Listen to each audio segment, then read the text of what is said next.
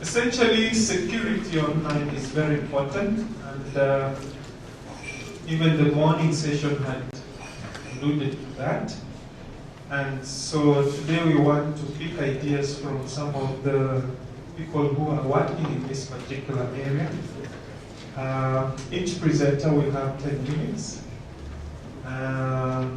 Then we shall ask members to jot down their issues so that we take questions, comments, observations after all of them have made the presentation.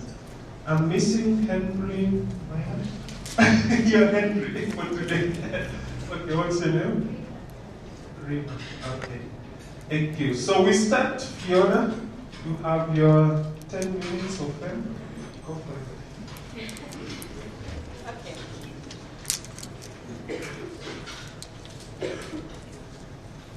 We're basically going to be looking into, I think I don't need to introduce myself and give my bio because I already did that in the morning. So I'll just jump into the discussion and try to be as brief and on point as possible.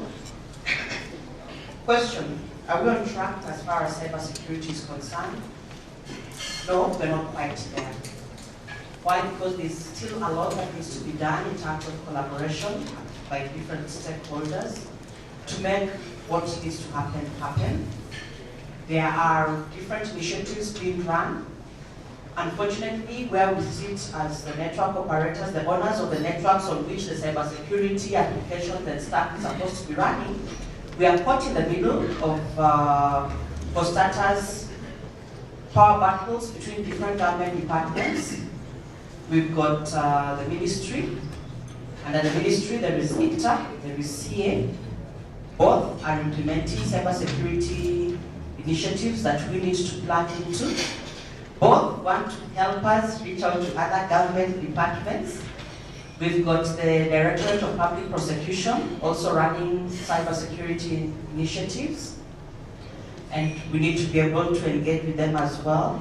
So we sort of are all doing the right thing, but without any clear order. Ni kama tumeenda kwa jembe kulima, kila mtu ameshika kona yake, tunalima, tumefika mahali sasa, we need to agree. How do we move? Because if I lift my jembe and hit the ground, I could chop off your head. And same, vice versa. So we're at this small spot where we need to agree on how to best move forward. And I think once we get that done, then we will be right on track. And the challenges to getting that done is that part of it are legal challenges. We seem to have a contradiction in our policy documents as they sit right now.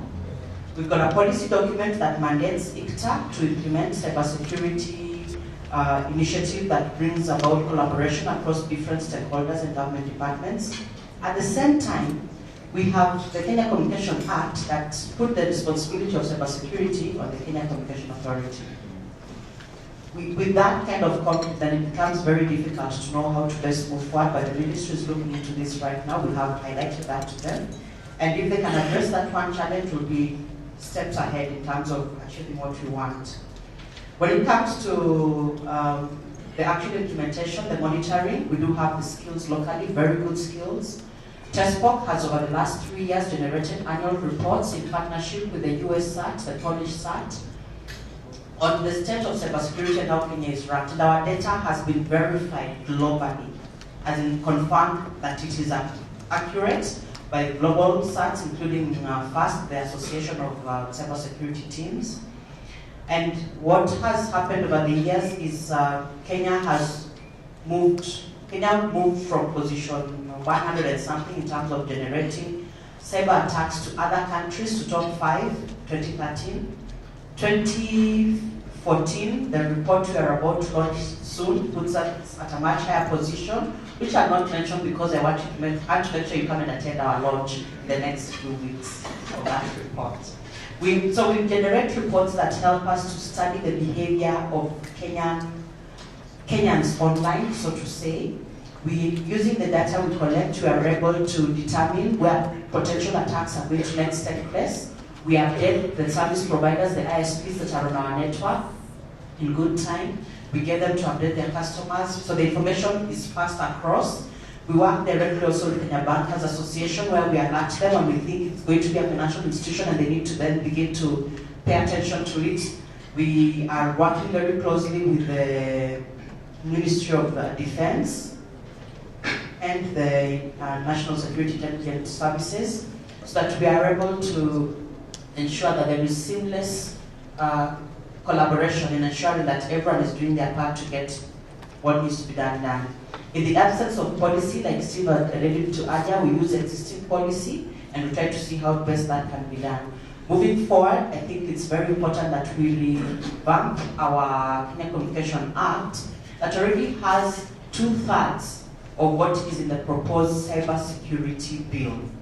So the 1/3, my recommendation, the 1/3 that is missing can go in as an amendment to the Communication Act, and then we are properly covered on cybersecurity in terms of the policy front. We are also working closely with, for now, Law Society, and we've also appointed the judiciary so that we can build capacity on cybersecurity issues, because one of the other challenges we see is the issue of prosecution and ensuring that action is taken, and action that we can then be able to tag and know that this is a result of this particular effort, these laws are what have been used, and this is how it has gone. The challenge with a lot of what we see on the networks is if someone has no appreciation of the technology, they look like numbers. I once called Treasury some time back and told them, when we're going to be hard to receive this activity and on these numbers and IP addresses, and we need you to be able to bring down those servers or to block. And the guy asked me, Madam, you sent me a list of so many numbers, where have those numbers come from? And I had to go through the process of capacity building to help them understand where they come from. Unfortunately, before they could act or not, we told them that was the time 100 and something websites, government websites were hacked. The hacking happened. And that is something we could have mitigated. So, but we have continued. We see, we alert, we try to take mitigation measures to prevent that attack as well as other potential attacks. We are currently working very closely with ICTA. We have found out that with ICTA we have faster speeds in terms of addressing, especially the government networks, and where issues of defense, national defense come into play. You want a quick response. You want less whoops, quick response. ICTA, having the mandate to be the ones implementing the government networks, become our direct link on issues on the government network. So we've been able to mitigate and solve quite a number of issues. And I'd just like to appreciate the recognition we've been given by the Ministry of ICT, who brought us to the drawing table prior to Porter's visit, so that we could ensure cybersecurity during his stay here, and we were appreciative of that opportunity.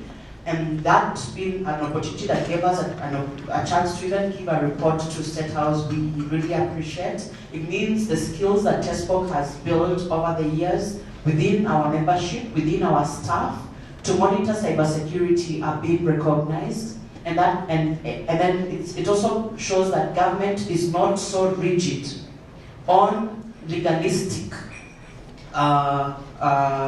enforcement to get things done. The security agents were open, they were ready to get reports directly from us. In the past, there was a challenge that there is no clear government policy that determines how they can engage with the civilians. We sat down, we agreed that our teams, the teams that on the private sector side that have to handle cybersecurity can be vetted. So we've agreed on a process that allows them then to engage directly with the security agents. And I think from where I sit, we've done quite some substantive headway. Though when it comes to the issue of trust, it's still a bit of murky waters. We still have to find a way around building trust amongst, especially the application developers, web developers, so that they can host locally.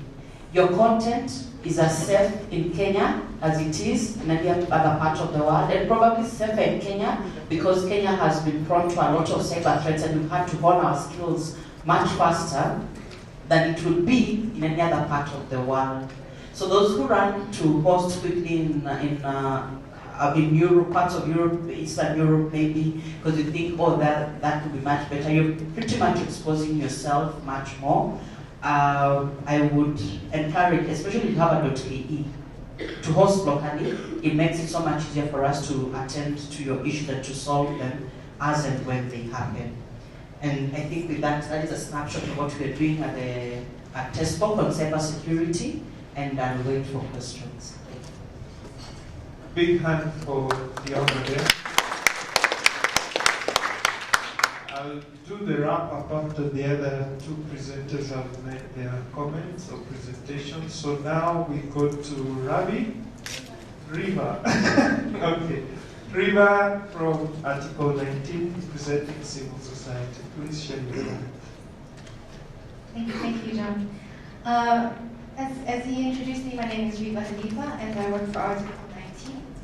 Article 19 works to promote the freedoms of expression and information. Our name is derived from the Universal Declaration of Human Rights, which means exactly that, the freedom of expression and information.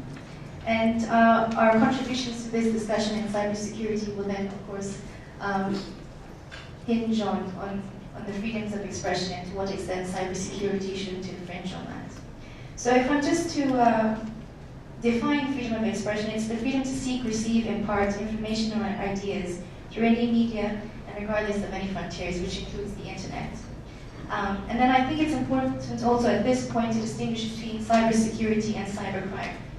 Cybersecurity is the protection of information systems, and cybercrime are offenses committed by interfering with those information systems. And I make this distinction because often overregulation in cybersecurity is justified by cybercrime, wanting to prevent cybercrime. If you look at how the draft cybercrime and computer-related crimes bill is, it seeks to regulate content like hate speech, and blasphemy, which are already regulated by other laws. So let's be clear with those distinctions. And let's appreciate that the freedom of expression is such a public good that if we are to be restricted, that there's going to be a lot more damage to the environment, an enabling environment to freely speak and to seek and receive and impart information, which is necessary for a functioning democracy, then if we're going to use these exceptions to limit these freedoms. Now, with the context of the internet expounding the freedom of expression, the same protections that you have for freedom of expression offline should apply online. So, when we remember how to regulate the internet then, and we consider that, we need to remember that the stakes are much higher. So if you're going to refrain freedom of expression online, I think the impact is going to be a lot greater. And this comes to now the topics of anonymity and encryption, because these are freedom of expression necessarily comes with the right to privacy. And we consider that privacy also includes anonymity, the right to read anonymously, the right to post anonymously, and the right to browse anonymously. We also promote encryption because we feel that these are ways to protect yourself. And in a previous session, we talked about citizens not being aware enough of the kinds of information that they give out. Equally, they need to be aware of the security precautions that they can take when they log on every time. So these are what we promote.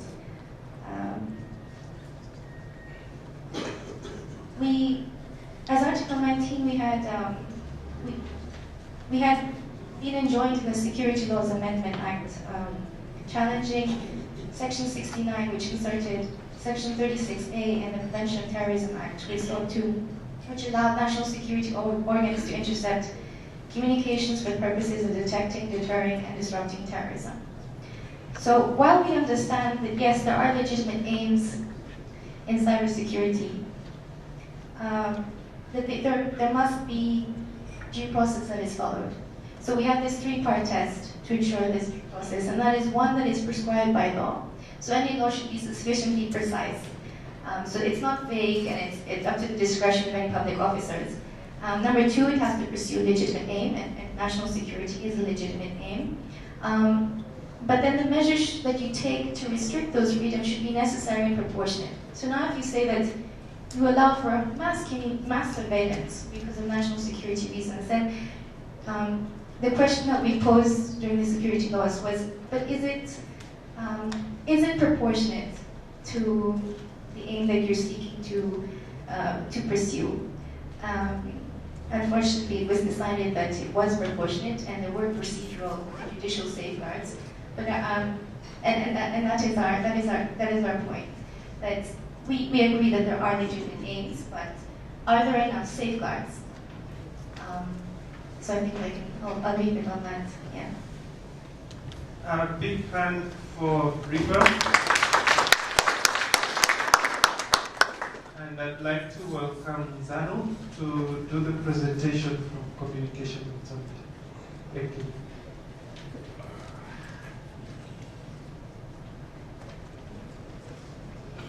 Do you need the mic? Yes.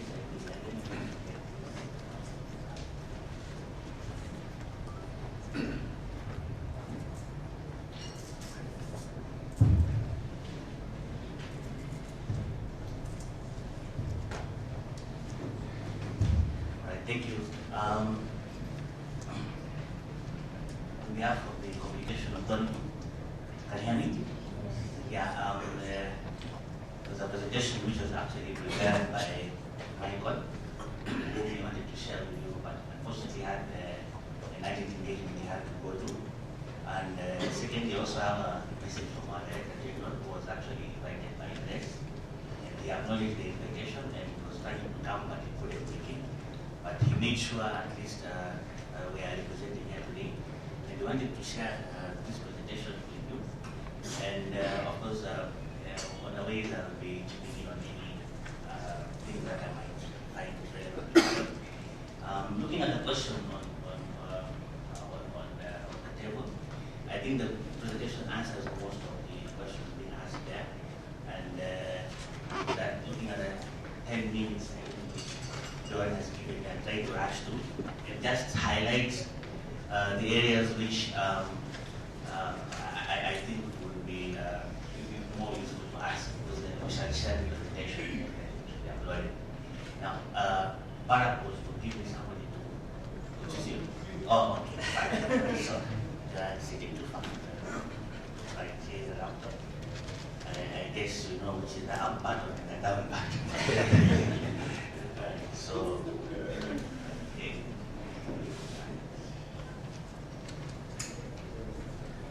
Okay, first of all, it's good to meet you all again. It's a good mentor of mine, personally.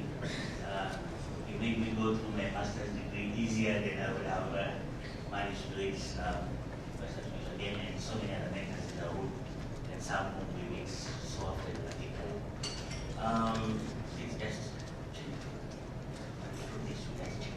right. So those are the outlines I'll be looking at. And basically, this is giving a background which I think has already been talked about, where IGF came from.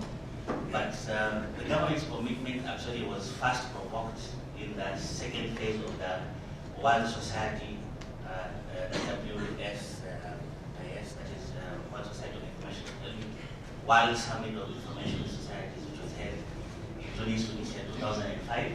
We had some of our top ministers who were there and cited the commitment that the government needs to go into the internet business and working together, stakeholders. And through that, we have seen a lot of development happening in Kenya. We talked about the fiber cables, we talked about the infrastructures growing. And some statistics which to update on what Mr. Karanja gave us earlier. There's a change actually just released about 2 hours ago on our website. These are the new statistics. Now we actually have 34.8 million subscribers out of 43 million. We gave us some more credit support. So we are looking at about 44 million Kenyans. That's about 85.5% penetration. We are currently looking at 26.7 mobile money subscribers. This is all the 3 or 4 mobile operators. And we have also seen increasing mobile operators from the non-dominant networks. And internet users currently are 10.2 billion, which is roughly about 71.7% penetration. As we mentioned, Facebook, Twitter, these are some of the things which are happening.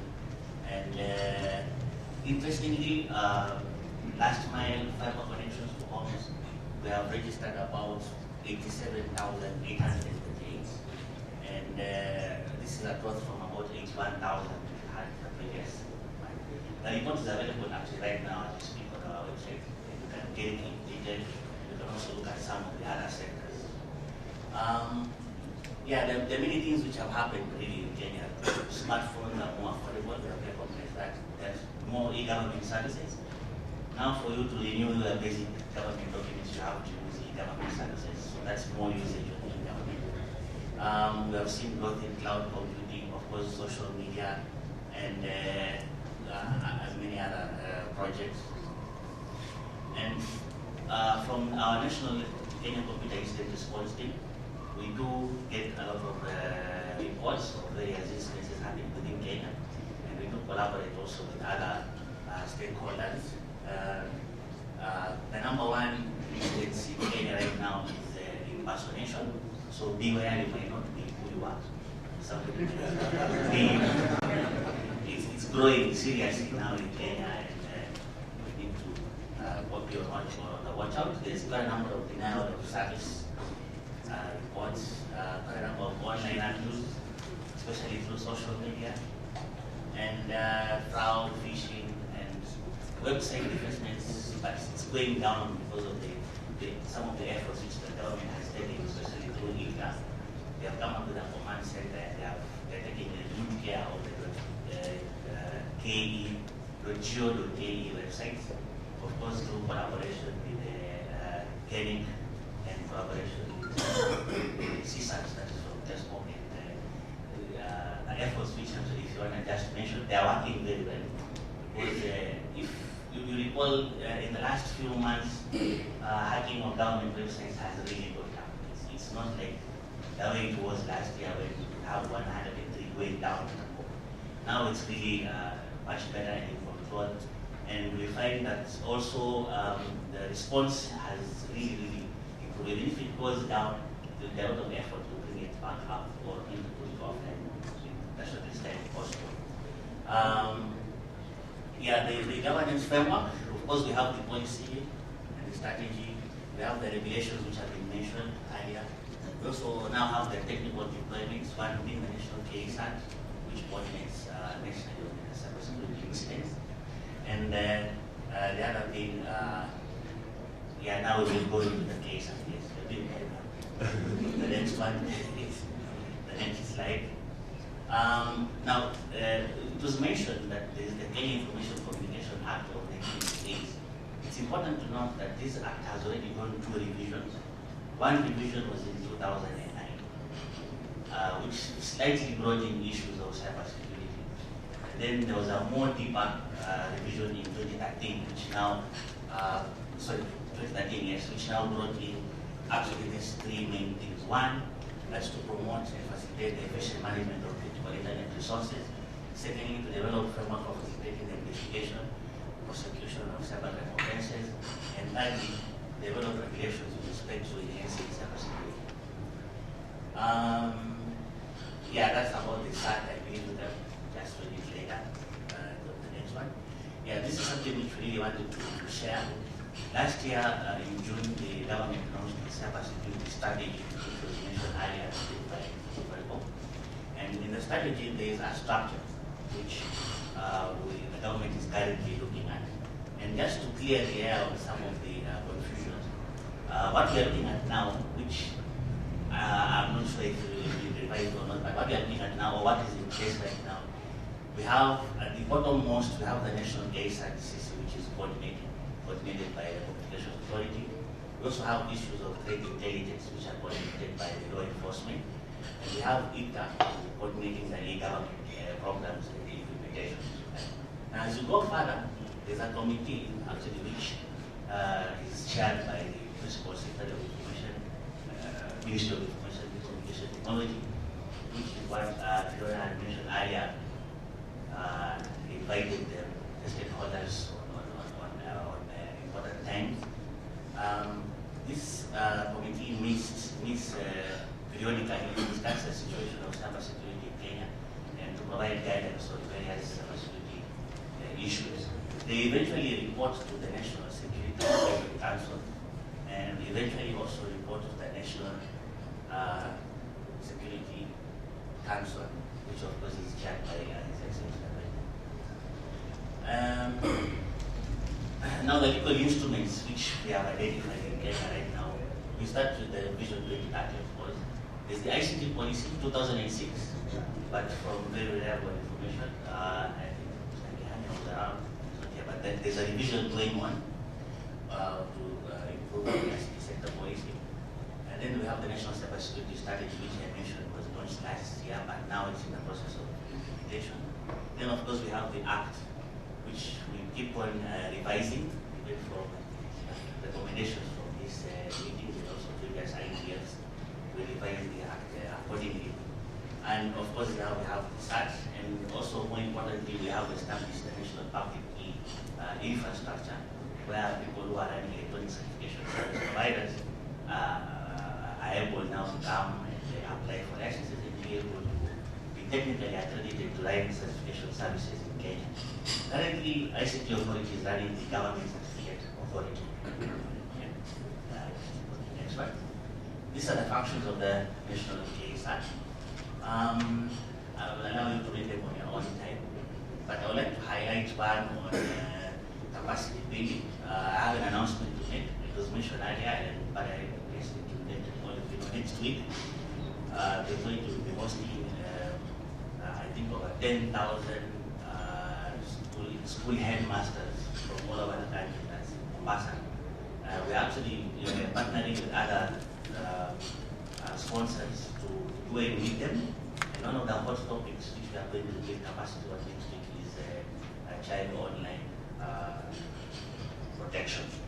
And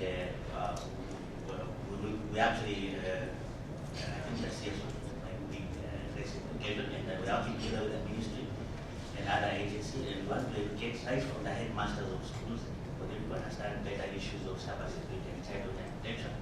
And then we shall follow up and see how we thought that would be a good forum if we can get a big number of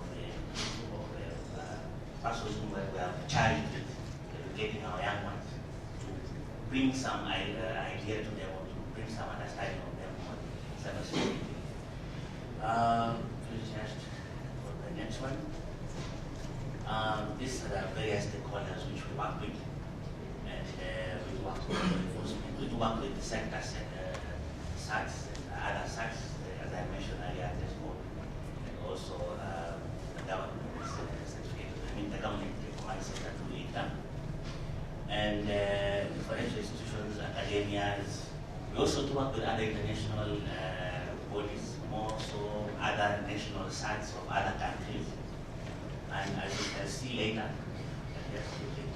another announcement that I want to make is like on 24th of July, just the other day, we are now officially accredited as full members of the Forum of Incident Response Team, which is a globally recognized leader of cybersecurity responses, where over 70 countries have come together, and they have the various SACs, national SACs together with global SACs, working together on sharing information among members and the community at large. And it was not an easy process. Actually, it's a process which took us about a year. It requires having other national SACs coming to physically meet you and audit you and audit your capacity to audit your systems. So for us in Syria, we feel it's a very big achievement to be able to be accredited fast. And in Africa, we only have, I think, 4 other countries, so now we are at 50, which is a good progress. If you go to their websites, I think they should be updated in any moment now. You'll be able to see the map Kenya also is showing. Right, so this is how we work at the national case at CC. There are many ways you can report incidents directly. You don't have to go through anybody. You can use the portal, you can use the email, or you can use the telephone lines for CN. And then we do analysis, we do respond to the cybersecurity incidents. We do escalate any incidents which we feel will need the hand of law enforcement. And also we provide warnings or early advisories whenever we come across a potential danger to our stakeholders. Right. As I mentioned earlier, there is a national public key infrastructure which is in place. Basically, we have two sections in this. We have the root certificate authority, which is actually managed by the certification authority. Then, as I had mentioned, we have licensed ICT authority. We were in the process of licensing the ICT authority to be the electronic certification service providers.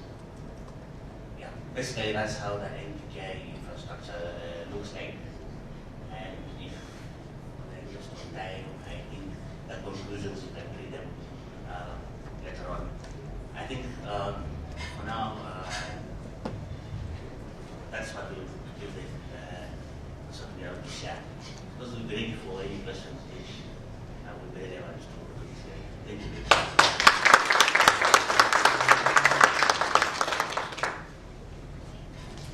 Okay, just before we open the floor, just do a quick wrap-up, starting from Nano, the CA presentation gave us the statistics which shows that Kenyans are increasingly getting online. He also told us that we have what they call the National SAT, the Computer Incidents Response Team, being managed by the Regulator, CN. He also shared that now we are part of the, we call it FAST, yeah, it's a global forum for international collaboration between different country SATs. Okay. He also gave us some global legal, the policy legal regulatory framework in Kenya, where we saw the Act, the KICA Act 2013, where the regulator is mandated to look into issues of e-transaction. Then he mentioned something technical, the public key infrastructure framework that would make electronic communications much more safer. Earlier on, we had the presentation from Riva, Article 19, where she explored the thin line between, freedom of expression vis-a-vis cybersecurity. Maybe at times you find that the Cybercrime Act, whereas they have good intentions of protecting citizens, sometimes you find that they tend to infringe against freedoms that are prescribed internationally and of course within our constitution. Freedom of expression, the right to privacy. To what extent can you go into my bedroom in order to protect me from the terrorists? The issues there are very delicate, and many times you have government on one side. Some governments use the excuse that they want to protect you, and then they sneak in some, laws that go beyond protecting you and start infringing on rights to privacy and freedom of expression. So she said there needs to be a very delicate balancing act to be done to make sure that we don't lose our freedoms under the pretext of protecting us.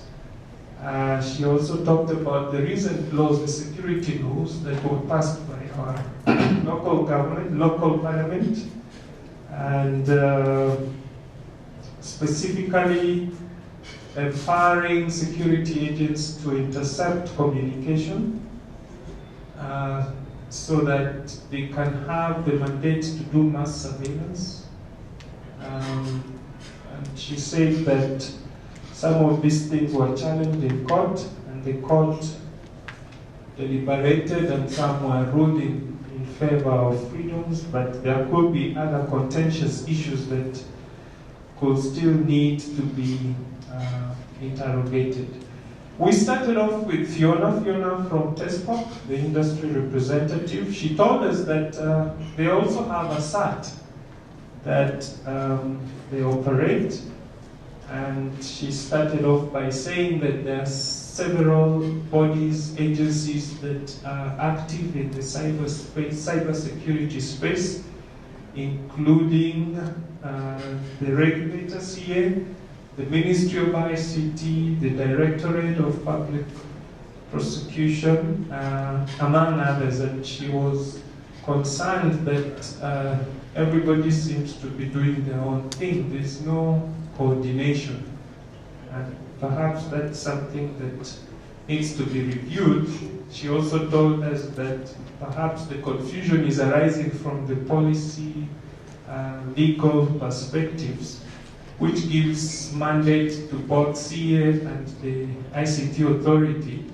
And that area needs to be sort of resolved so that we have clear framework where all interested agencies and parties can contribute. She said that their site is well equipped technically speaking, and they have personnel who are actively monitoring our networks as managed by their membership, the network operators. And she promised, or she assured us that the cyberspace situation in Kenya is improved tremendously, and we should not shy away from hosting our websites locally, as perhaps it was 10, 15 years ago, where people preferred to host externally, thinking that the Kenyan cyberspace is much more dangerous. So with that wrap up, I think I opened the floor. We shall follow the same format in the morning. If you have questions, you just line up behind the mic, and your name, organization, and tell us who it is you are addressing the question to. Yes, we will take 3 or 4 questions at a go, and then respond in the first session. The first 4 questions, please. Yeah, go for it. Thank you again. I remain graceful. When we had the online discussions before this idea. Is it being on? This technology on top, this should be green. Yeah. Oh, sorry, can you hear me now? Yeah. Okay. When we had the online discussions preceding this IGF, I think cybersecurity was one of the hottest threats. And so I'd just like to highlight a few issues that any of you could answer. One of the concerns that was raised was capacity, like from the user perspective. There's been an increase. Sorry, the person from CA, but from the user perspective, we see an increase in cyber-related threats. So is this a concern whether the people working in important departments like Treasury, like the Ministry of Information, like the police, like whoever works at it, is whether they are really able to deal with these concerns. It was just shocking to hear about this being hacked. Another concern that came up was user design, that most of the cybersecurity mechanisms are so designed focusing on external threats, and there isn't enough focus on the user. So there are people who work in banks who do not really know much about cybersecurity. There are people who are working in government who do not know much. There are people who work in evolved units in the counties, and they have their information is quite open. Yes, this is important public information. And there was also the issue of lack of information. Like if I encounter a threat, what do I do? Who do I fight to as a user? And with that was also the issue of early warning mechanisms and how the user can come in. With the issue of the laws, I think something that came up a lot was, do we need more laws? Isn't what we have enough? After all, we are always amending the Information Act. We need to, first of all, sit back and really look at it and do one big overhaul before doing so many listening amendments. This was a concern, especially for people who are in the innovation, on the one hand. Then, of course, the users are also concerned because with new trends and models like the cloud, they also need to be assured of their security. One other thing that really made these discussions interesting was the issue of Equitel and M-Pesa. And, of course, we discussed it over and over again. There was that little concern about the cleansing and whether it's safe. And I think for me, what I would ask is, who should be telling me whether the cleansing is safe? As a user, whose role is it to tell me whether it's safe? I think that's it. Thank you. Thank you, Chris. Next. My name is Walubengo from Google Policy. And I'm attending the internet. I have 3 questions. Very briefly. The first one will be directed to Fiona and Asonga. Given without a legal framework, what is preventing the industrial search that is being run by CA and the national search and the industrial search that is being run by TESPOK? What is preventing them from collaborating in releasing their reports? I think between the two of them, they have so much. They have synergy, they have experts. If they can combine the eggs together, we can actually have better reports and actually secure our country better. The other question directed to Zano. What is the implementation status of the PKI in government services in Kenya? During the online discussions, it came out very clearly that despite the PKI infrastructure going live and taxpayers' money being used to like 800 million USD or something like that,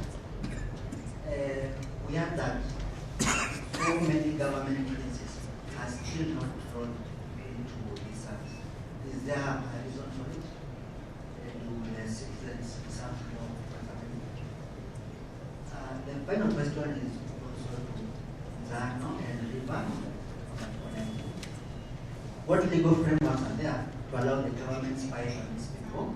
Is there assurance that data being collected about individuals, like for example, the system that was rolled out through the security agency in Safaricom? This data will not fall in the wrong hands and used for economic, social, or political purposes, so that if, for example, I want to be a politician and this security agency have my data and my political opponent is in government, they have access to my data, what safeguards are there? Is there something that other stakeholders say civil society need to do to ensure, to also ensure civil liberties are protected? I would like you to answer that. What the other stakeholders like civil society can do to ensure that our civil liberty Kenyans are protected and the government does not come and infringe on our civil liberties. Okay, those are many questions. Let's have the last person, then we can respond and get the next cycle. Thank you. My name is Jos. I'm from Karanja institution. I'm always Sorry, I didn't get the name. My name is Nelson. Nelson. I'm from Timeline Solution. I have two questions. The first one I will direct you to Fiona. Regarding social engineering, I haven't had any of you mention or allude to that. When you look at cybersecurity, you put all the checks, you put all the encryption. But what about the human layer? You know, someone sending a spam email, someone manipulating your mind, give your password and few things. And over time we have seen that this is the most weakest part in the hierarchy of security crime. You put all the things down. Someone say that you have the most strongest password, but if someone points a gun at you, they'll give you. So what mechanism are put there to prevent social engineering and such kind of attacks? My second question will go regarding anonymity. In this country, is it like if you want to browse anonymously or you want to use stuff anonymously, without someone that big bro looking at your back or seeing what is it what is the status of anonymity in the law or in the act? And also, as you are referring to hackers, can you please make a distinction between the white hat and the black hat guys, so that at least the common guy should understand that hackers are not these bad people who are after you. They are good hackers also. So I would like to comment on that. Okay. Thank you. Ali, we wanted the panelists to respond because there are so many questions. Then we'll come with the next line. Because I'm about to go to the mosque. Okay. I hope you're brief. I'm going to be very brief. Okay. For me, comment on just one question. When we look at this security issue, we must be careful not to throw the baby with the bathwater, because, or rather the bathwater with the baby. I'm not sure if it's Mombasa. I think the issue of security and how we are handling it and how we engage with the different constituents when it comes to security is something that this country and everybody else must actually take serious cognizance of. And I'm going to say something a bit sensitive. Because my name is Ali Hussein Kassim, I'm looked at more suspiciously than my brother John Walubengo. That's a fact which we must address as a country and as a community. I can tell you right now, you go, for example, you go to the immigration ministry, immigration department. My son is about to go to university. Please don't ask me my age. But because his name is Hashim Ali Hussein, it's taken him 3 months just get an interview. Yeah, just get an interview. All right. Now, because of that, his email address, my email address, these are issues that we must really address. Because my name is my name does not mean that, I do certain things.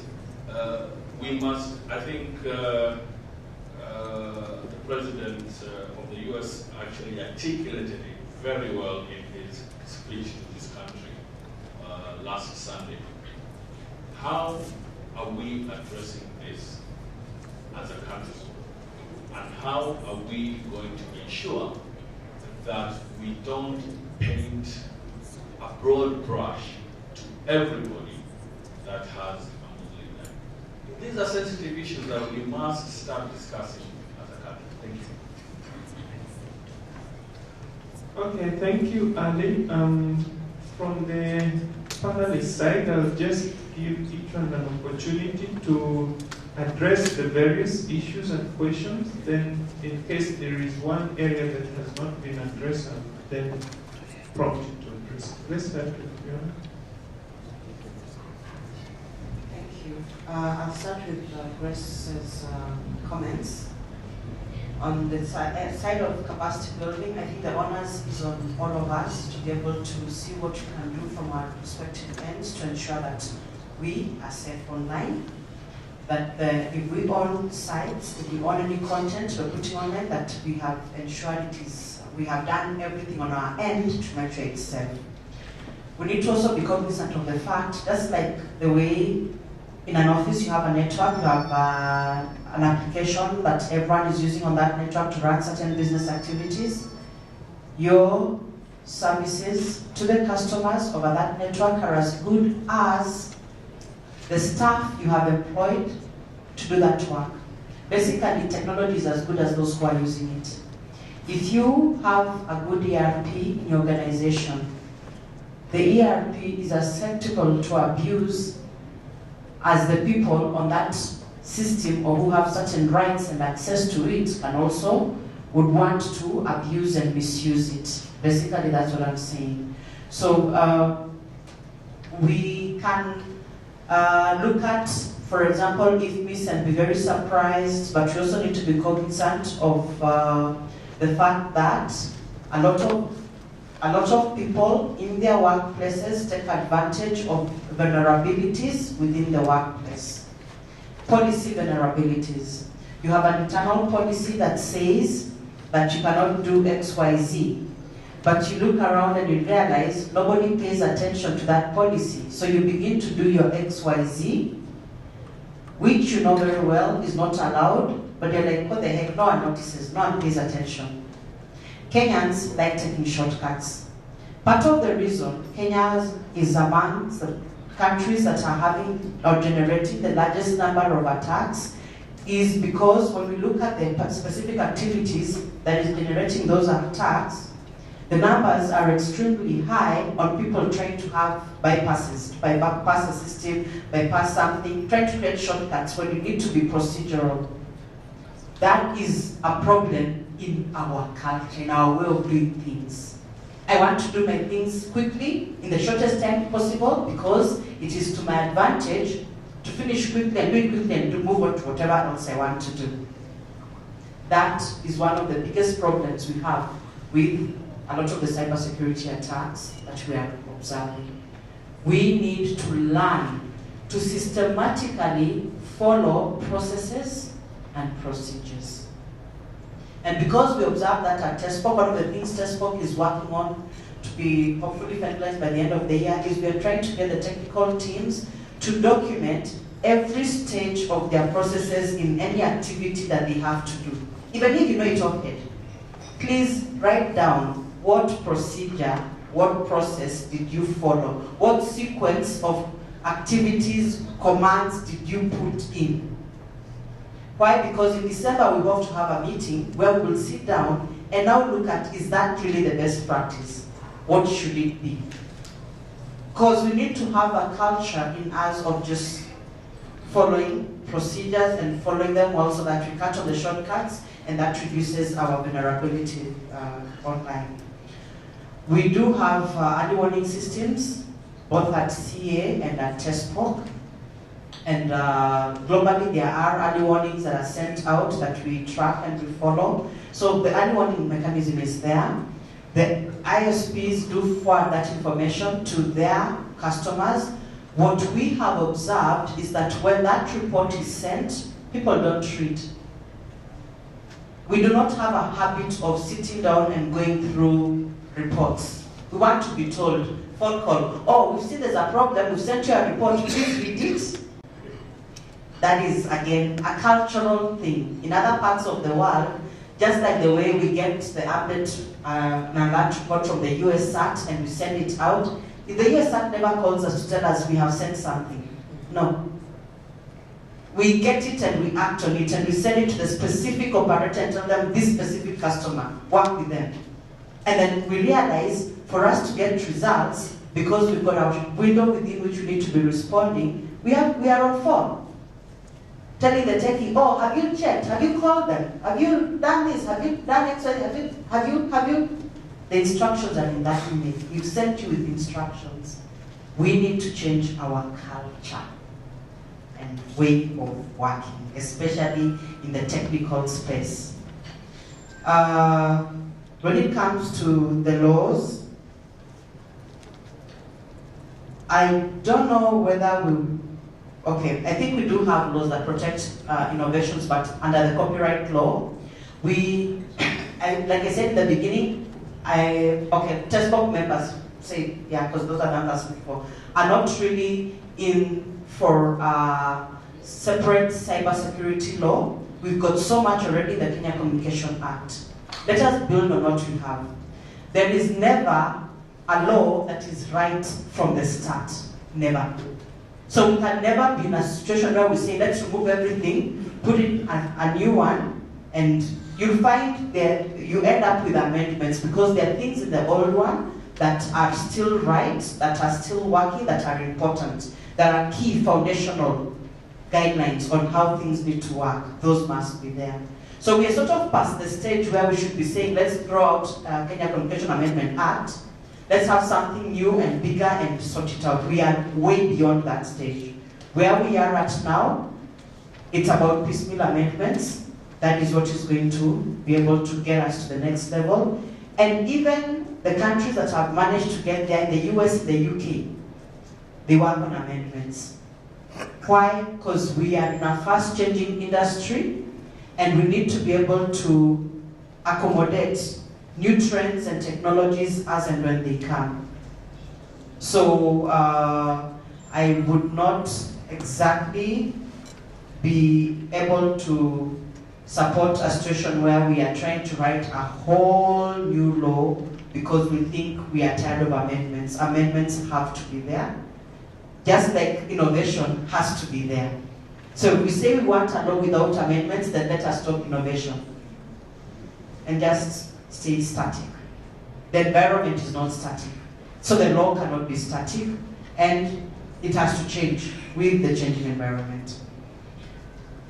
CA and CSAT, the industry, the ISAT of TESPOK are working all together. When if we go back to the slides, there's a slide where he shows the mobile operators, the ISPs. That space is actually the ISAT space.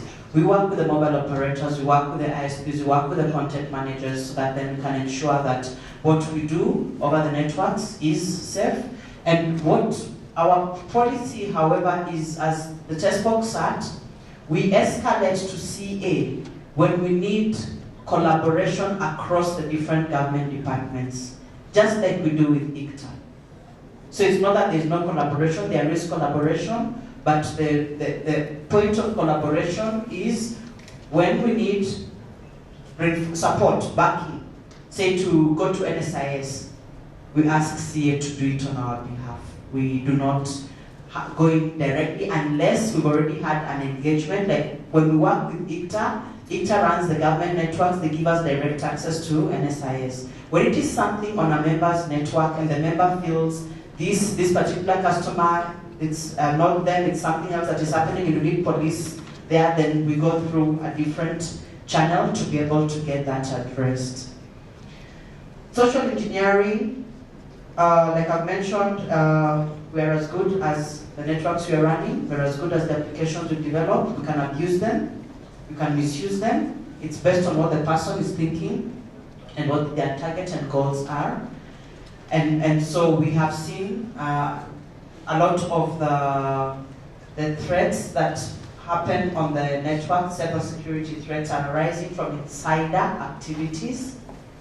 Sometimes staff giving away their credentials to access systems. Maybe you're stuck, especially tech is like to do this, you're stuck and you need someone to help you. So you tell them, oh, let me give you the password, please access and help me out. Then you forget to change your password. So you've already compromised your system.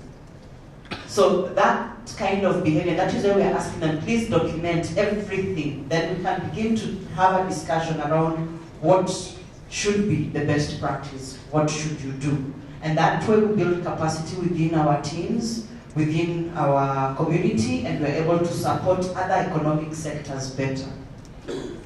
On the last issue of anonymity, I think there's a level to which it becomes difficult for you to be anonymous online, especially if you are the person on the network purporting to be a white hacker but carrying out activities of a black hacker. Where do we draw the line? So my question comes back to you. On what code of conduct are you engaging? Show me a Kenyan white hackers group code of ethics, and I will then be able to tell you what can happen and how it can best work. We cannot have individuals going around purporting to be good hackers, going onto networks without permission, without authority, without anyone behind you giving you backing, and feeling that you're justified to do it because you're a good hacker. You can't have that. Insofar as there is no legitimate body that has engaged you, that has given you the permission to, because there's a way you could position yourself and you could be given permission to hack into these networks. Banks contract people to do that, so you have a contract, you can do that. When you do not have those permissions, you are actually a black hacker. It doesn't matter how nice your heart is, how good your intentions are, how much you want to develop your skills. When we catch you, we will put you in the hands of law enforcement, regardless of your intentions. So if we are going to sit here and claim there is a group of white hackers, as TESPOK CEO, I'm saying, come and see me, the whole bunch of you. Let me register you, let me have all your details, let me know who you are. And knowing who you are means you have to give a lot of information so that you also get vetted. We'll have to check which are these networks that you have been going into, what have you done, what has been the magnitude of what you have done, because we know that some have gone in and done activities on networks that have nearly crushed our economy a couple of months back. All the financial institutions were in the red. So if you're going to claim you're a white hacker, you come and let us then help you. TESPOK is willing to help you get that proper recognition as a white hacker.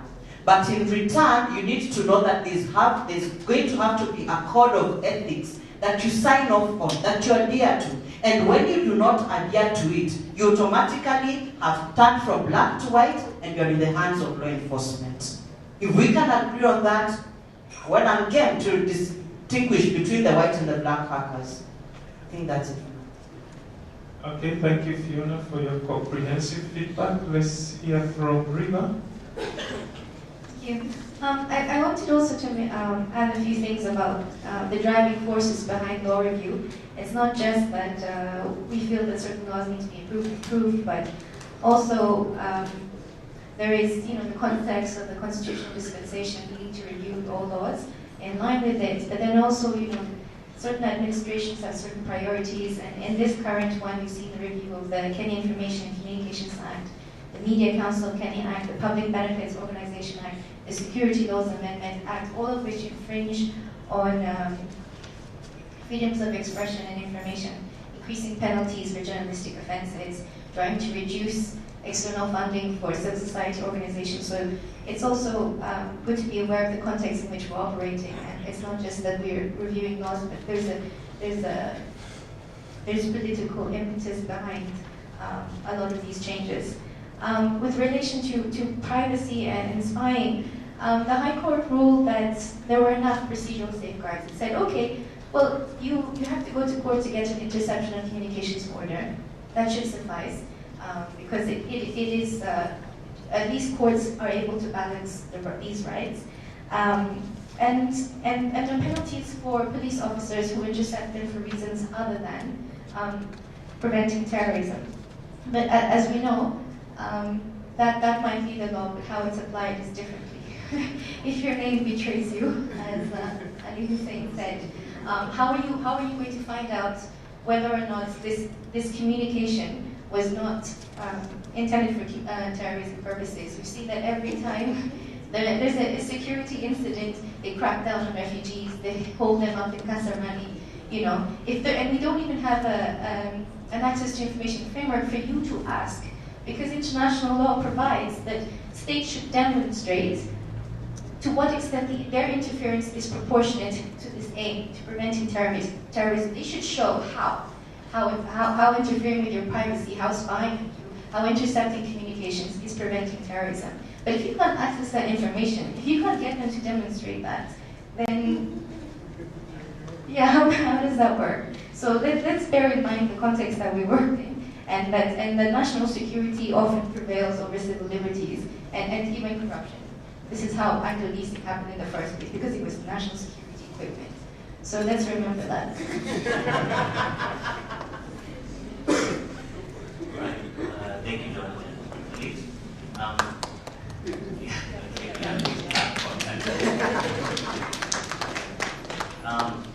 I think Fiona has really said it all, and in the interest of time, I'm going to speak whatever that Fiona has said.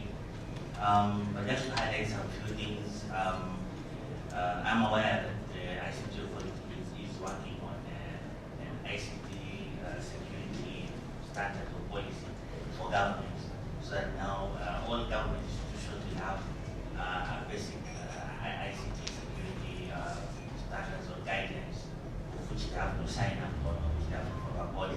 This one, I think, might assist on the question that Grace was asking, how to secure some systems like if it's actually, in my opinion, I don't think the system had a problem. I think it was more of the users, it was the users who are getting compromised on one way or the other.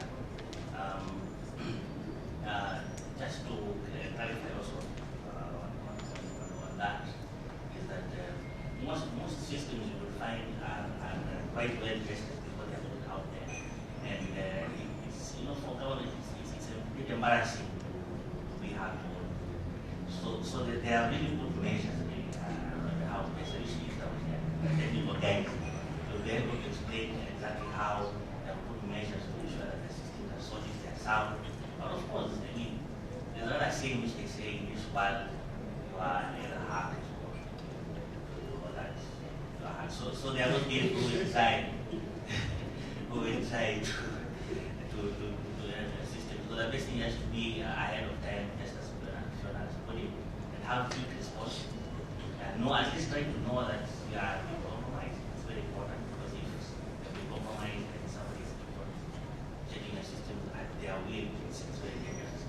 So on capacity issues, at CA we are really going into this issue, especially this financial year.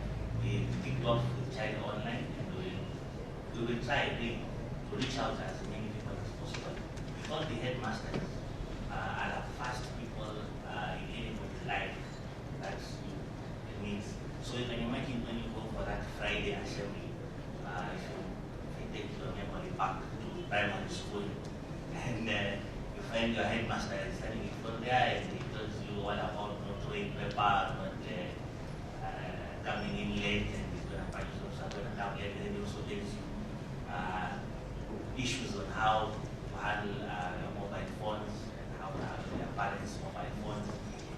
And that's capacity being built at very low level. And also don't forget, we are introducing laptops to schools. So really, it's an issue which I see we have to really prepare the we have to go into deeply. So next week, we really value the meetings that we're going to have next week. We're going to meet the headmasters all over the country, and we can really further. On early warning, I think Fiona has put it quite well. We need more laws. I mean, the government is willing. If we amended the KICAD in 2009, we also amended the KICAD in 2013. Watch, I think if I count the years, I think it's now 2015. There's no reason why another amendment should happen. The resources are there. I mean resources in terms of the capacity and lawyers who are more and more day by day becoming expert in this area of cybersecurity. When we have input from people with experience from Fiona, and with time they start changing, I don't think there's any issue. I mean, those are that now.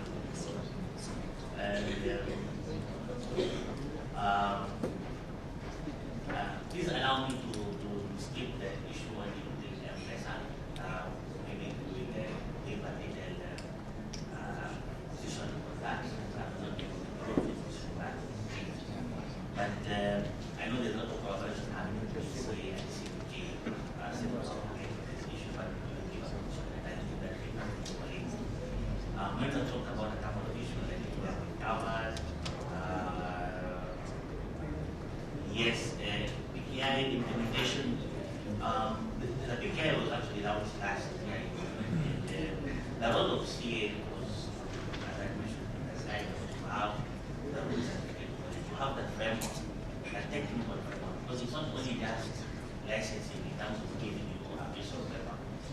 actually what we call the technical accreditation. You have to generate the first root certificate, right?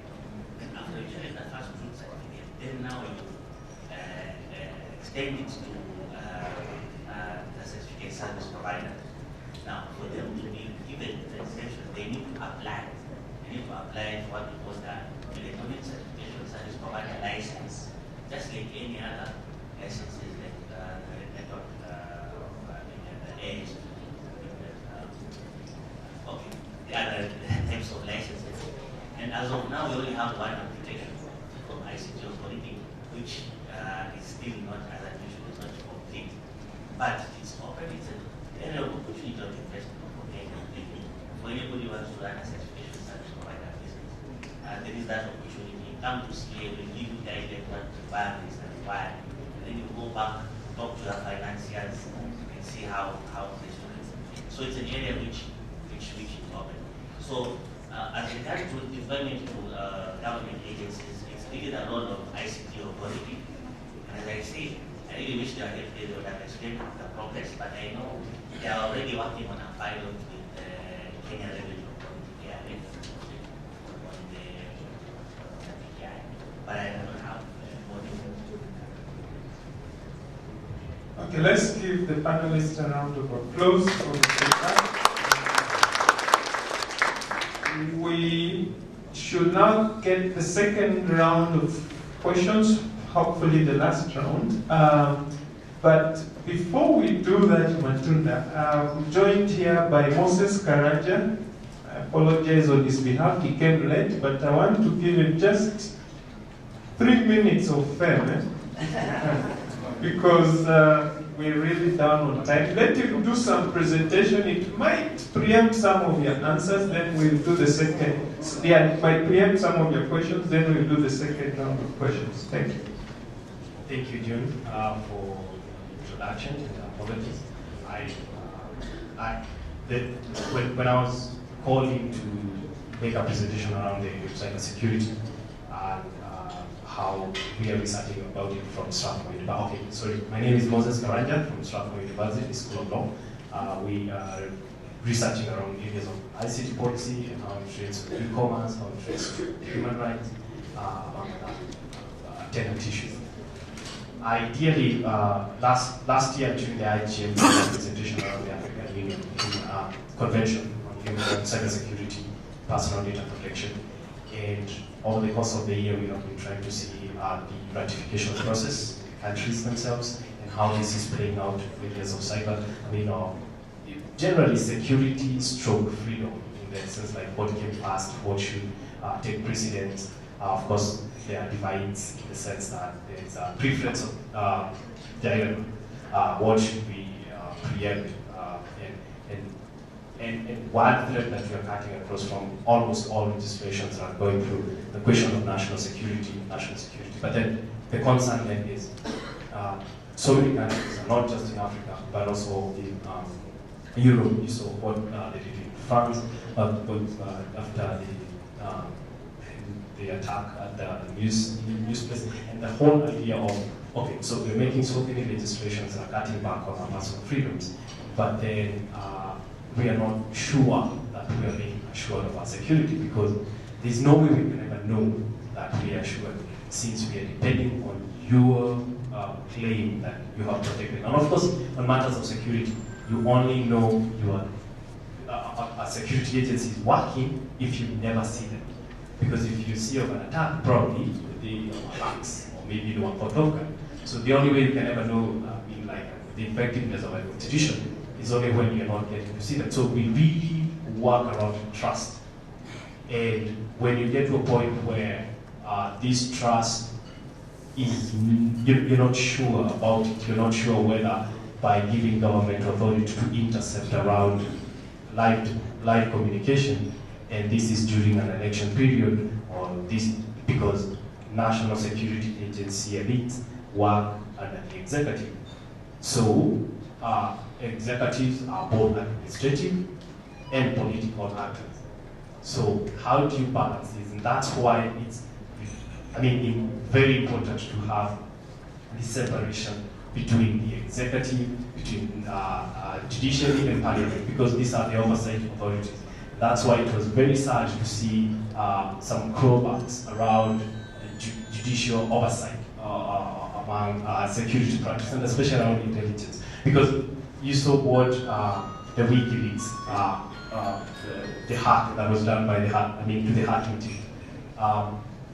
It's sad to see that one of the main claims was that first deface Kahawatungu, which is a website that reports on corruption issues, first deface that to prove that you are actually worth your salt and that you're worth the millions that you will charge us.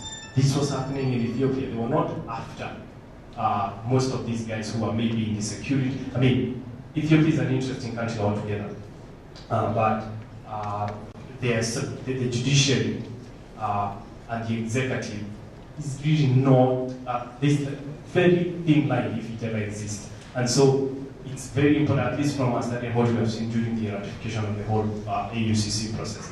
There is need to entrench judicial oversight in most of these things. And whenever they're brought back, there is need to fight back. Because the question is, why is it that for those countries that are giving up their freedoms without a fight, there are high probabilities around democracy and elections and fair play and all. But for those countries that are complaining, that's not the case. So cybersecurity, human freedom, and trust, it's not just about information security, because information security is one aspect of cybersecurity. Cyber is more than the infrastructure or the software. Cyber is also about the people who use the platform. Thank you very much. Thank you, Moses. I'm glad you just built on what River had done earlier, so it's good you're together in this, looking at cybersecurity beyond the computer aspect. So I think it's time for the second round of questions, and I hope they'll be very brief because I've informed that by 1:30 we should be headed for our lunch. So your name, try to limit the questions to not more than a minute. Comments are also allowed. Comments, observations, yeah. Also allowed. So let's comment about this. One, cybersecurity is not simply a national security issue. As much as we are focused on what law enforcement is doing, let's also talk about the business, the commercial aspect. I don't know how much our banks are losing. And so let's also think about that. Two, let's also look at cybersecurity as an enabler, so that we are not scaring people.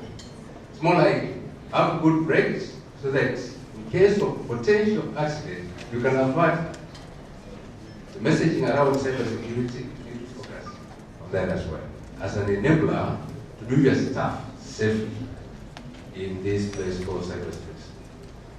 There was an issue about capacity building and awareness, and I think we need to focus on these three areas.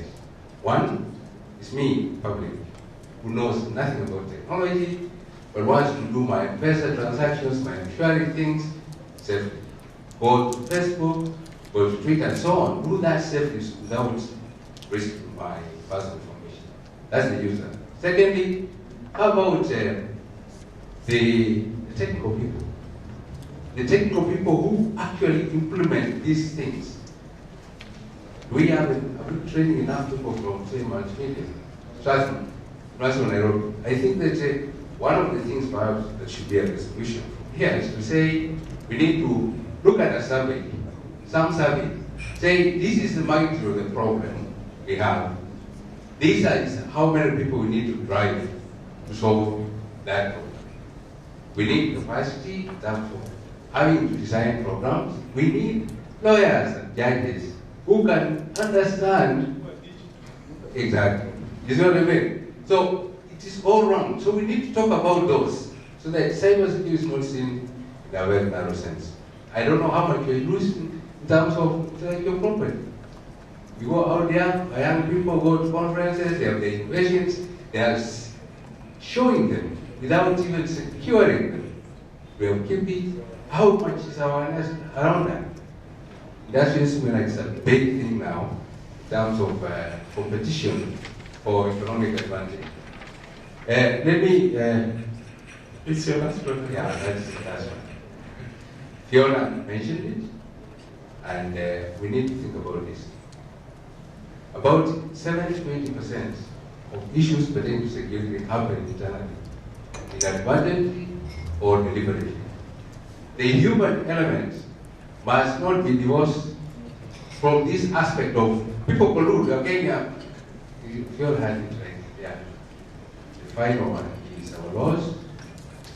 Our laws and the alignment to regional laws, to national protocols, and so on. I know KE Search, you have been certified by the first.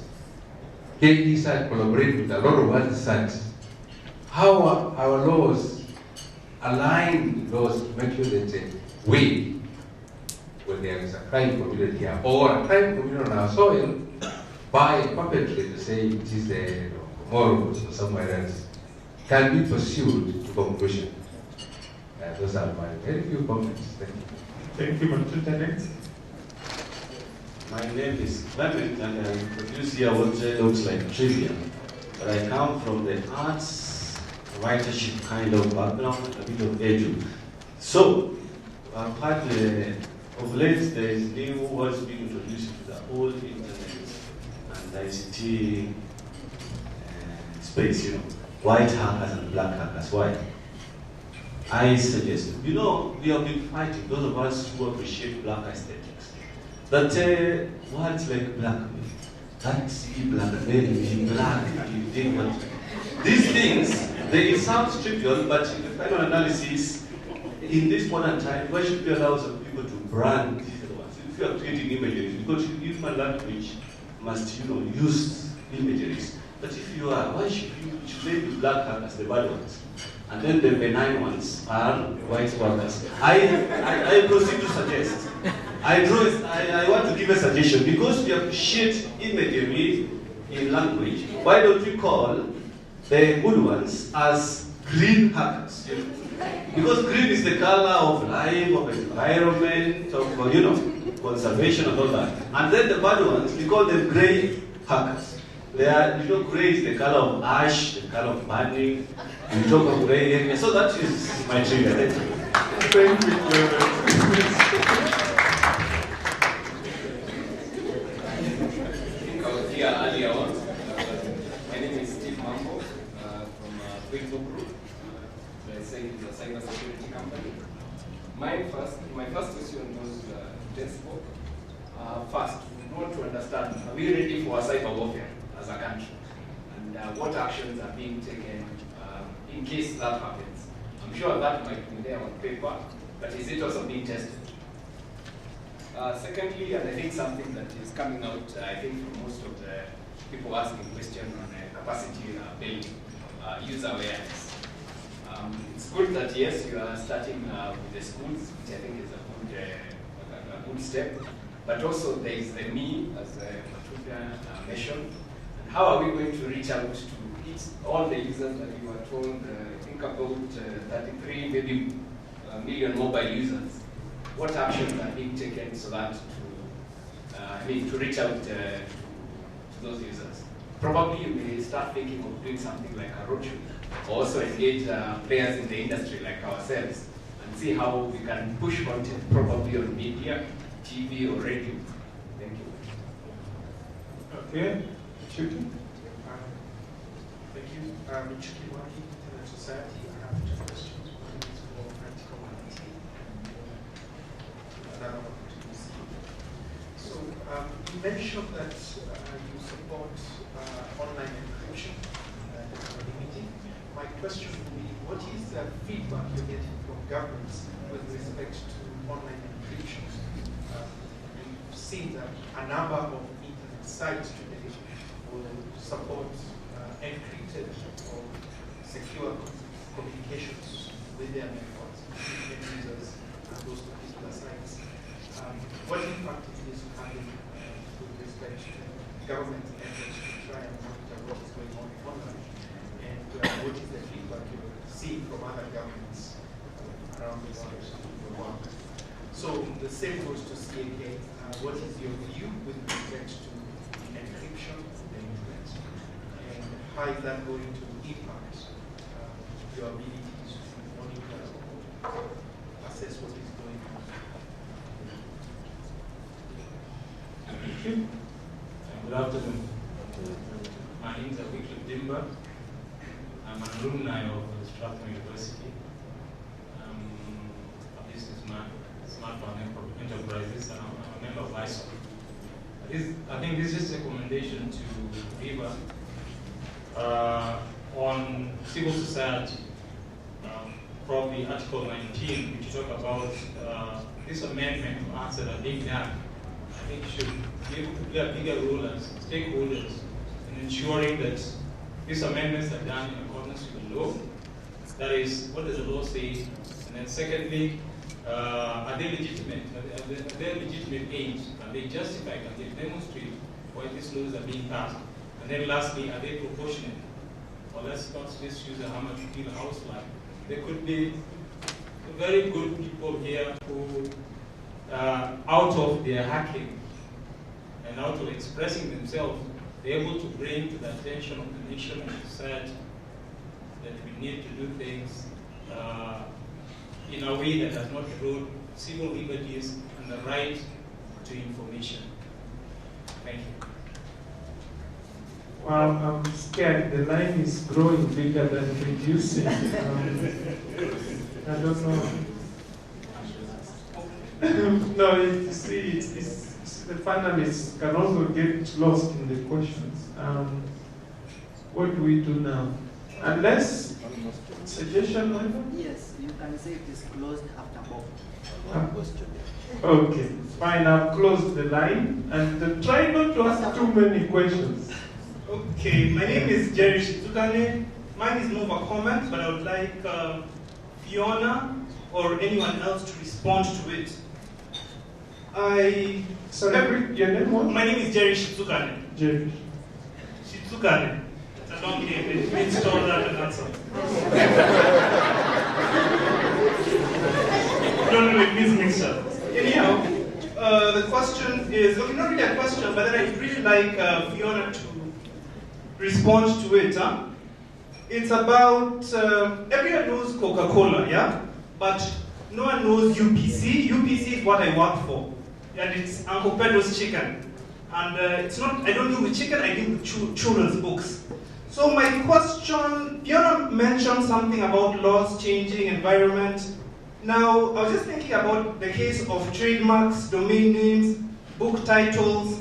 I would like your views on it, even River or anyone else, and how it relates to security. Thank you.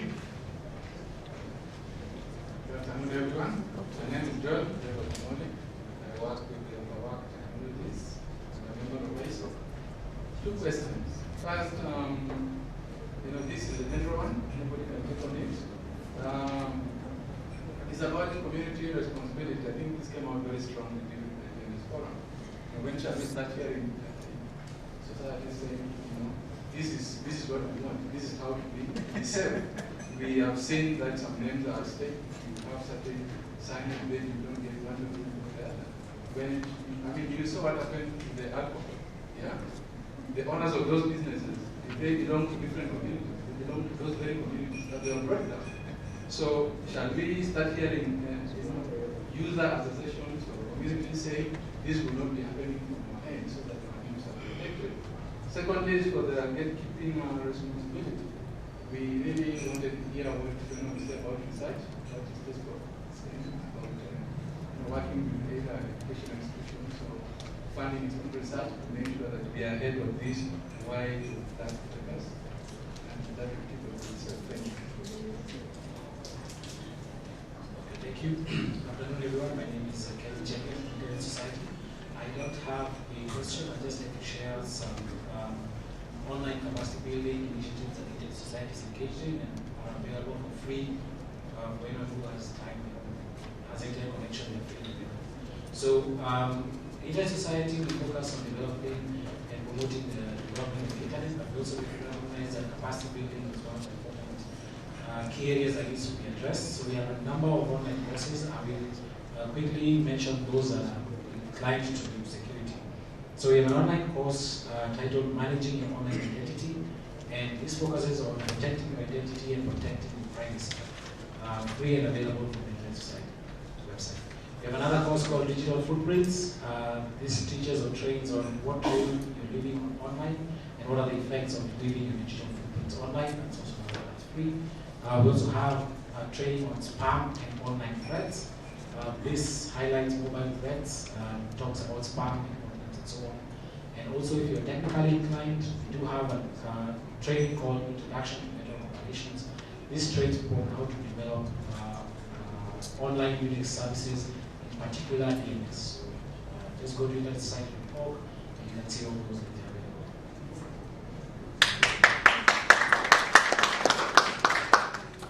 Thank you. Good afternoon. My name is Bob. I work for ICA. Mine will be a comment and a question. I think what we agree now is that cyber security or cyber crime is not the problem of the IT department. I think we are now in agreement with that. And that is why when there's something, if miss, they did not go for the IT director or the head of IT in that organization. You saw the person they went for. And that is the same for a bank or any other organization. It means really it is now the level of the highest person who is adopted in that organization. Now, it means that people are at the center of this. And talking about people, today in Kenya we have a very interesting category of people, and this is the county governments and the county assemblies. We see a lot of budget allocations for bringing them online, iPad and all these things. I wanted to ask the panelists, especially the CA and the Article 19, how do you think we can best engage the counties? Because I think we have 47 of them and only one national government. So if we could really deal with the counties properly, then maybe 47% of Kenya would be solved. My name is Choidam Godin from Kenya. I have a question to Zam from CA. You mentioned about the national PKI. So I assume national covers both the government and like the private institutions. Is there a project that you are rolling out for the private institutions or any other institution that is not a government institution in the PKI environment? Okay. So panelists, it's 1:30. I want to give 3 minutes maximum to each of you so that you address specifically the questions directed to you and any other thing you want to add. Starting with Zano.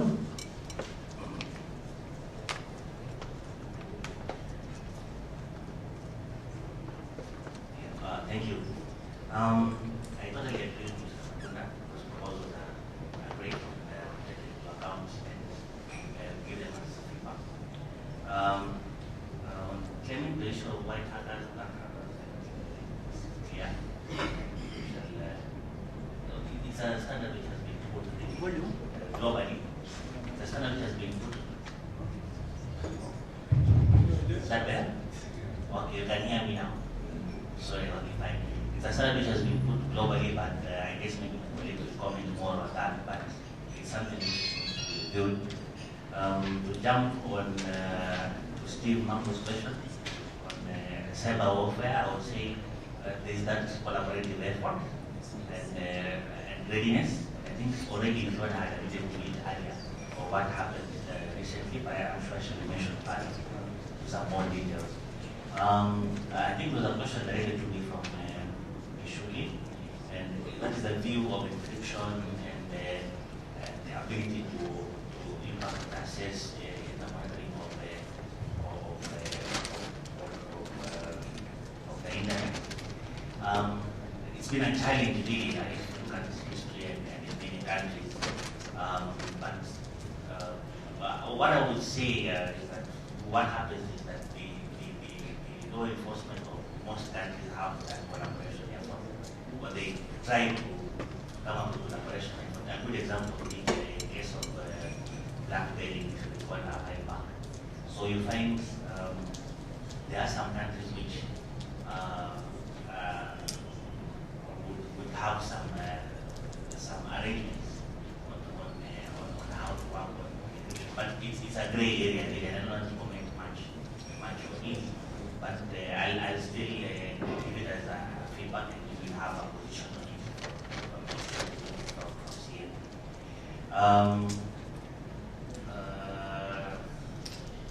I think the next question is on I'll address roadshow. Somebody mentioned about roadshow that again was debated by I think Bob, how to get the counties. Yeah, we actually embarking, but in the last few months we have already gone to about 5 counties, and we want to reach 47 counties. So as CA there is this effort, and we try to put the counties in. Among the other things which CA does, or within the mandates of CA are discussed and explained to Kenyans. But what I will appeal for is that in the events we are arranging such events, please also be available as the society, can start these things to also be able to come over and participate in this capacity building. So what I will say as feedback to CA is that we also need to involve more and more expertise of people in various areas, so that when we go to the counties, they also will share on capacity and awareness. Lastly, on TOILM, small clarification I want to make on BDI. This project was jointly done between 2 main agencies in the Ministry of Information and Communication Technology, of course overseen by them, and that is the Communication Authority and also the ICT Authority of Kenya. And the whole idea of how BDI works is that for a country to have its own infrastructure of BDI, the first thing that needs to be put in place is what we call the root, or what we call the root certification authority. Then from out of the root certification authority, it's when the other certification authorities can be born from. So if you look at the structure now, the root certification authority is CA and it is in place. The first one from the root certification authority is ICT authority, of which now we are working together jointly in that project. And they are the ones who are running the show as far as certification of government is concerned. But if you recall, I mentioned earlier, the framework, the licensing framework is there, and it is open for any Kenyan who can come and try open a private or a certification authority which will serve the private sector. It is an open area, it is an area of investment which can be followed. But rightly, as I am aware now, I think ICT authority is still open to work with the private sector on the development of certification services to Kenyans. To answer the points about online encryption and anonymity, we're not aware that Kenya explicitly prohibits it within its laws, but we know that other countries like India, China, Senegal, Egypt, they do that. Our position as Article 19 is that it shouldn't be prohibited, it shouldn't be restricted by governments because it's an essential part of freedom of expression and privacy. So that's number one. Number two, again, this emphasis on judicial oversight that my colleague was saying. Several countries allow law enforcement agencies to lift encryption. So again, we provide it, or we promote that it should be the judiciary to do that and not law enforcement. So maybe a quick one on this. Someone talked about preparedness around cyber warfare. I have to say, really the logic of war is not the theater. You know, the logic of war is to force your enemies submit. If you can omit the theater and have your enemies or your adversaries submitting, the better, because you are incurring less costs. So I think chances of seeing the digital safe bloodbath, that might not, you might have to wait for longer, because I think most criminals who might want to maybe attack maybe a country or other countries who want to attack another country, so maybe so that can be classified as an act of war, I think they would prefer to just burrow underneath and suck as much information as possible without leaving trace. That is a perfected form of war. These other might be, just a show of it. But that's why we always say this defacing of websites. Really, it's an act of cowardice. Serious hackers don't deface websites. They just hang around you ever, so that they will understand you, because that's the whole idea of the logic is to understand your adversary, and then using the strategic information, you can attain your goals. So I think, as he asked about cyber warfare, I think really the preparedness should more be around gathering intelligence and knowing what there is, and how maybe websites, the way we were screaming around the hacking of the Twitter account of the KDF, the whole publicity issue, the content of this maybe it was symbolic to show that, well, we are not, if they can hack KDF, maybe we need to strengthen our security. But that's a whole different conversation. But the point is, the theater calls for so much of publicity that we now focus on clamping down on private spaces and not focusing on the actual thing, which in my opinion, really should be our technical expertise and building trust between government and the citizens. I just remembered something about the question about laws. Some of them really, really do need amending because they're very archaic. If you look at what a lot of Facebook users, WhatsApp users are being charged for, it's Section 29 of the KICA Act, which is misuse of a telecommunication system, which is very broad. I don't know how anyone knows how to prevent themselves from misusing a telecommunication system. Also under the penal code, we have a lot of people being charged under undermining the authority of a public officer. Again, how do we not undermine authority without legitimate criticisms? So yeah, there's lots of laws that do need amending. Fiona, you have 3 minutes. I'll be very brief.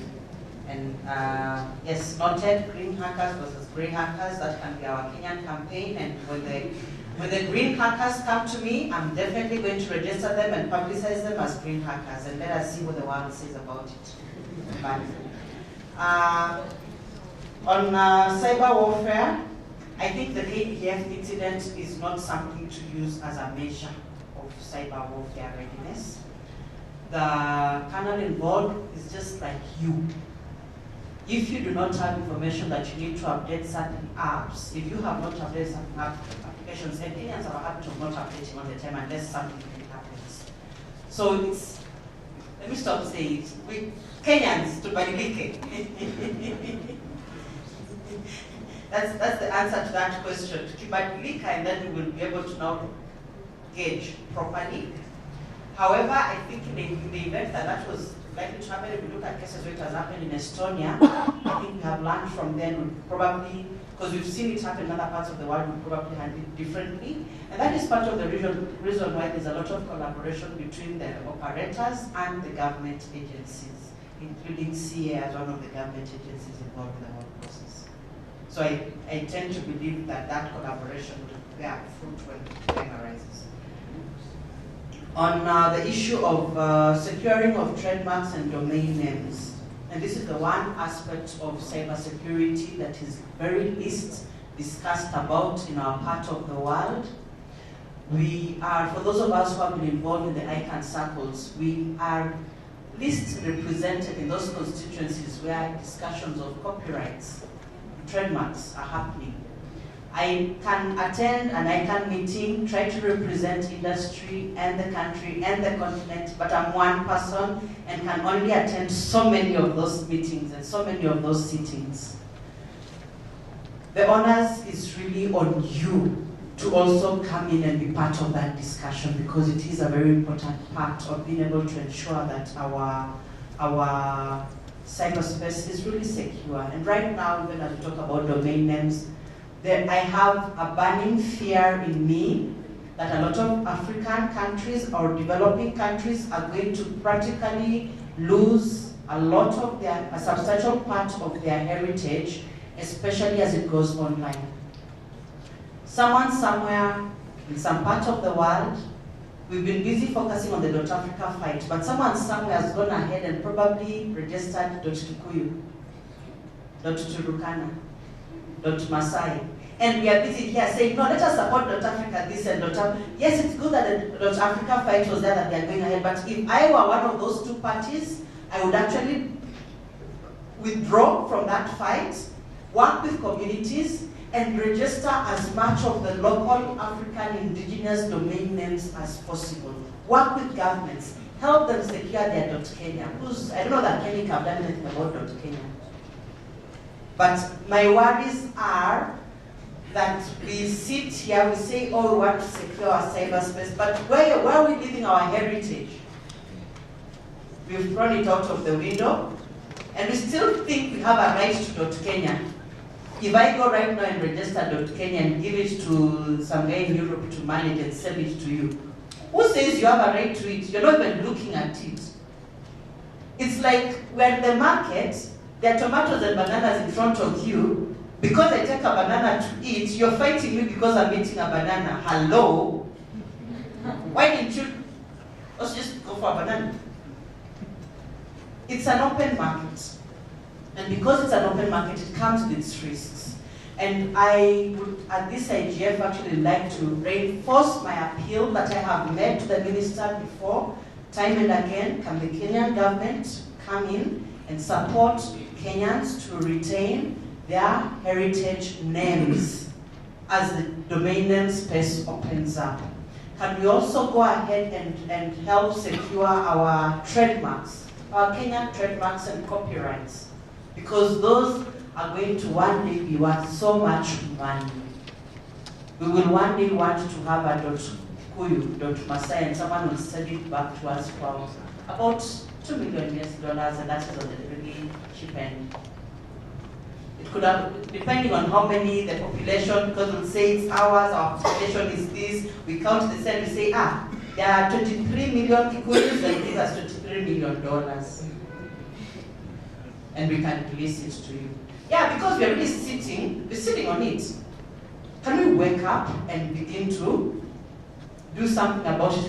Can civil society in this sector help us lobby so that we are able to protect our trademarks, our copyrights, even in the domain name space, because that domain name space is part of our cyberspace. And I think with that, I am done. And just want to thank you for listening to me. I have so much to say. A lot of what Matunga said, I support and I salute Kabisa. A lot of what the comments that have come through are really real. And so it should not be that I'm on the panel here, therefore it's my word. No, it is our word, our position. Let us go out there and each of us responsibly secure your part of the network that you can secure. And if you need help, let us know. Let us know and work with the green hackers. Let us use them so that we can do the right things. Leave me when you, I will work with you. Thank you. Thank you, and that brings us to the end.